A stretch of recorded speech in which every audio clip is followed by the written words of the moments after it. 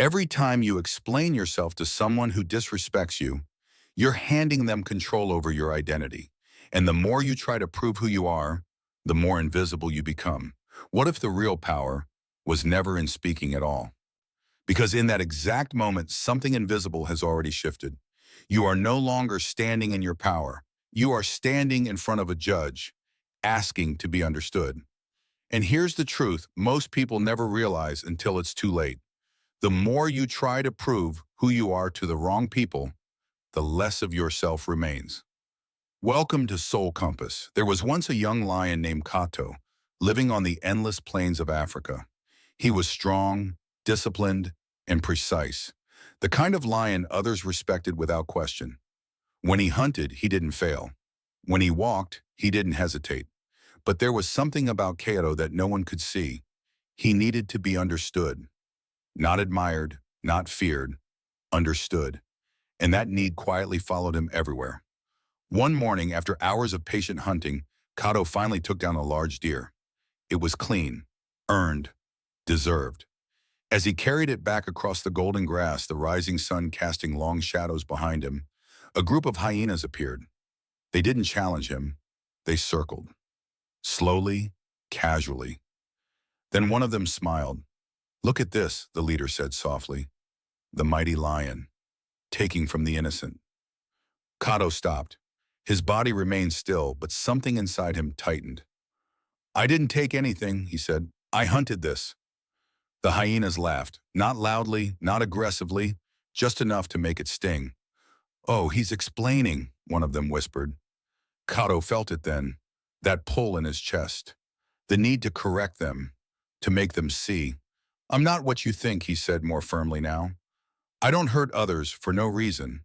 I only hunt when I need to." The laughter grew, not because he was wrong, but because he was trying. And in that moment, something subtle began to happen. The more Kato spoke, the more control he lost. Not over the situation, over himself. Because the truth is, they were never there to understand him. They were there to watch him try, and without realizing it, Kato stepped into a game where the rules were already set against him. A game where every explanation would cost him something. A game where the strongest lion could slowly become the smallest presence in the room. If this is your first time here, subscribe to Soul Compass.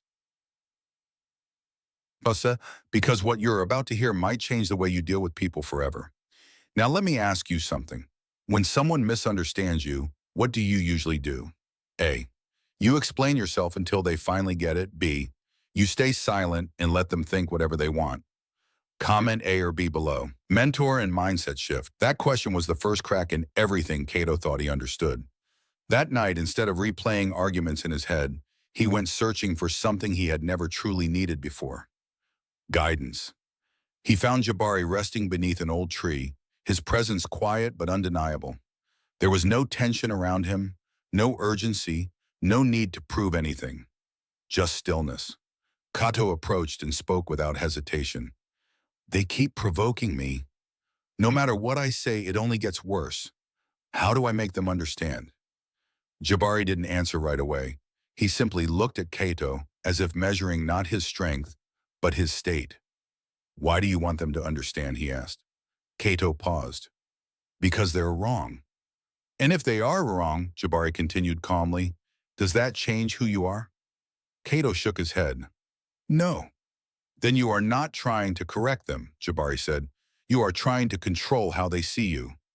The words landed deeper than Kato expected. "I'm just defending myself," he insisted, though his voice had softened.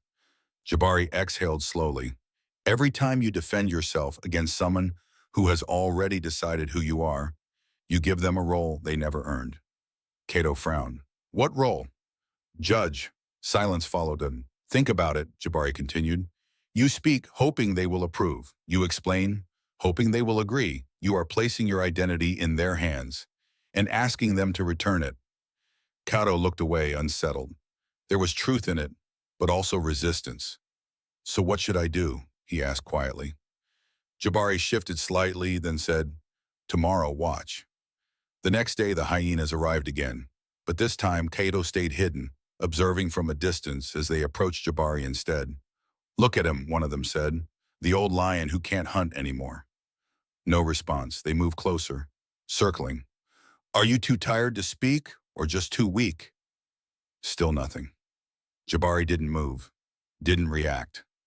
Not even a flicker of irritation crossed his face. For a moment, the hyena seemed confident. Then something subtle changed. Their rhythm broke. Their voices lost certainty. Without a reaction, their words had nowhere to land. One of them tried again, but the edge was gone. We're just saying, you're not what you used to be. Jabari remained still, and in that stillness, something unexpected happened. The energy collapsed. Not loudly, not dramatically, just quietly, completely. The hyenas stepped back, confused, almost uncomfortable, as if they had walked into a space where their usual tactics no longer worked. Cato watched in silence, trying to understand what he had just seen. Jabari hadn't defended himself. He hadn't corrected them. He hadn't even acknowledged them. And yet, he had lost nothing. In fact, he had taken something back. Control. Later, when they were alone again, Cato spoke with a different tone. You didn't do anything. Jabari looked at him. Exactly. And in that moment, Cato began to realize that strength wasn't always in what you say. Sometimes it's in what you refuse to say at all. Transformation and power reversal. And once you see it, you can't unsee it. For days, Cato carried that moment with him, not as an answer, but as a tension he couldn't ignore. Every instinct in him still pushed toward reaction, toward explanation, toward defending what he knew was true. But now there was something else, something quieter, but stronger. A choice. The next time the hyenas appeared, nothing about them had changed. Same voices, same tone, same intent. There he is, one of them called out, the lion who pretends to be better than everyone else. Cato felt it immediately, that familiar spark rising in his chest, the urge to respond, to correct, to take control of the narrative. But this time he didn't move. He stood still. He looked at them and said nothing. At first the hyenas didn't notice. They continued, expecting the usual rhythm. You've gone quiet, another one said. Finally ran out of excuses? Cato's eyes remained steady. No anger, no urgency, no defense, just presence. A second passed, then another. Something subtle began to shift. The silence didn't weaken him. It exposed them. Because without his reaction, their words had no direction, no impact, no purpose. They tried again, this time a little sharper. What's wrong? Nothing to say now? Still nothing. But now the space between them felt different. He wasn't absorbing their words anymore. He wasn't participating. He was watching. And that changed everything. One of the younger hyenas shifted his weight, glancing sideways. Another forced a laugh that didn't quite land. Their confidence, once effortless, now felt forced, because the game required something Cato was no longer giving. Energy. Without it, the structure collapsed. Finally, Cato spoke, not to defend, not to explain, but to close the door. Think whatever you want, he said quietly. No emotion, no tension, just certainty. Then he turned and walked away. No rush, no hesitation. Behind him, the hyenas didn't follow. They didn't laugh. They didn't respond. They just stood there as if something had been taken from them. And they didn't know how to get it back. Days passed, then weeks. They tried again, a few times. Testing, probing, waiting for the old reaction to return.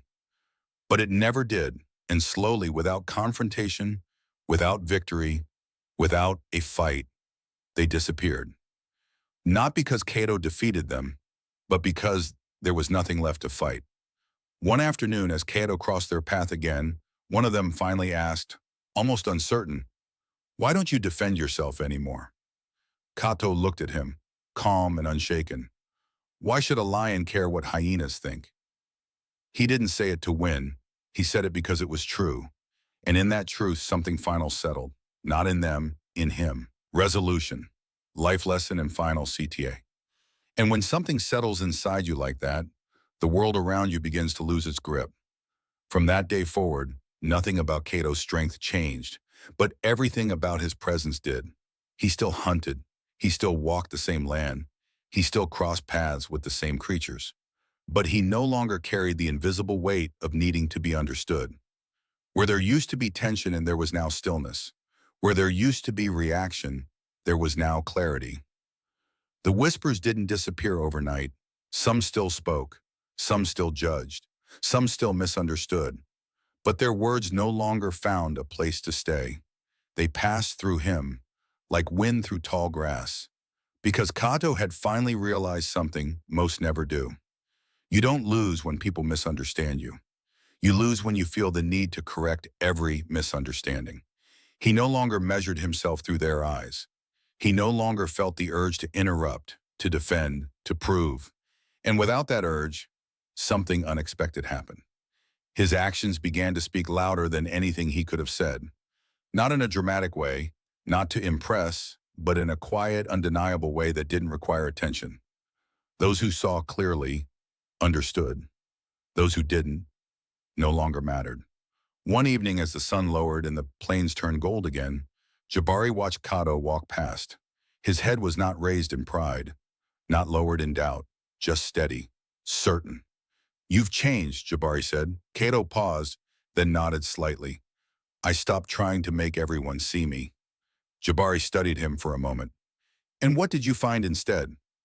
Kato looked out across the horizon. "That I was the only one who needed to see clearly." Jabari smiled, not with approval, but with recognition. Because this was never about the hyenas. It was never about the insults. It was about the moment Kato stopped outsourcing his identity and brought it back to himself. That is where real power begins. Not in controlling what others say, not in shaping how others think, but in no longer needing either. So now, think about your own life. The next time someone questions you, misunderstands you, or speaks about you in a way that feels unfair, what will you do? Will you step forward and explain? Or will you stand still and remain who you already are? Because in that choice, everything is decided. Conclusion: there is a quiet kind of strength that most people never develop, not because it is difficult, but because it feels unnatural at first. We are taught to respond, to defend, to clarify, to make sure we are seen correctly. But what this story reveals is something deeper and far more powerful. Not every opinion deserves your energy, not every misunderstanding requires your correction, and not every voice should be given access to your sense of self. Kato didn't become stronger when he learned how to argue better. He became stronger when he no longer needed to argue at all, because the moment you stop trying to control how others see you, you regain control of how you see yourself. That is the shift. That is the power. The real lesson here is not about silence as avoidance. It is about silence as awareness. It is about recognizing when engagement lowers your position instead of elevating it. So how do you apply this in your life? Start by observing your triggers. Notice when you feel the urge to explain, to defend, to prove. Then pause. Ask yourself one simple question. Is this person truly seeking understanding or just a reaction? If the answer is reaction, step back. Not out of weakness, but out of clarity. Let your actions speak over time. Let your consistency define you. Let your character reveal itself without force. Because the people who are meant to understand you will, and those who are not never will, no matter how much you say. Now I want to hear from you. Have you ever felt drained from trying to explain yourself to someone who just wouldn't listen?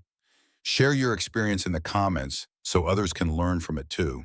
And if this message resonated with you, consider subscribing to Soul Compass to support the channel and stay connected with more insights that help you move through life with clarity and strength.